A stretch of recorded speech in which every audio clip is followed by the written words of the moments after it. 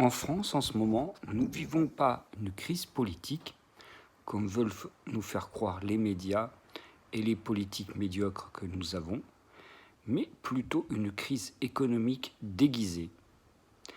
Ainsi, cette crise économique risque d'impacter ton épargne. Regarde la vidéo TikTok juste après et tu vas tout comprendre exactement ce qui se passe en France. Et je remercie TikTok France et YouTube de ne pas bannir la vidéo, mais plutôt la mettre en avant pour que chaque Français puisse comprendre ce qui se passe réellement dans notre pays. Et merci aux bons économistes de faire le travail. Et la médiocrité des politiques de rester chez eux.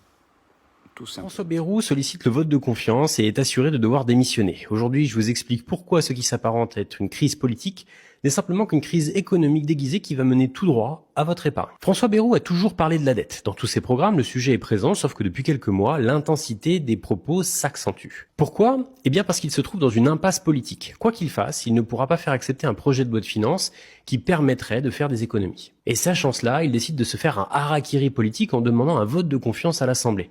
Plusieurs partis ayant déjà annoncé la censure. De cette manière, ce n'est pas de sa faute, mais c'est celle de l'Assemblée. Il voulait bien faire, mais les députés l'en ont empêché. Alors fichu pour fichu, le Premier ministre dit tout haut ce que tout le monde pense tout bas.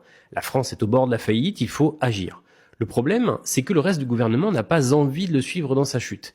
Et c'est comme ça qu'Éric Lombard se voit obligé de défendre la dette française sur le réseau X, en assurant que nos titres sont solides et que les obligations sont même attrayantes. Et vous comprendrez bien que le ministre de l'économie essaie d'éteindre un incendie.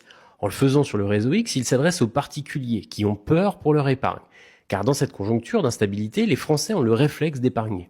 Beaucoup plus que nos voisins européens. Assurance vie, livret A, c'est aujourd'hui la contrepartie que la France donne aux marchés financiers, en leur disant « Ne vous inquiétez pas, en dernier recours, il restera l'épargne des Français ». Et pour éviter que les Français ne paniquent et sortent leur économie suite au discours du Premier ministre, Éric Lombard essaie de temporiser.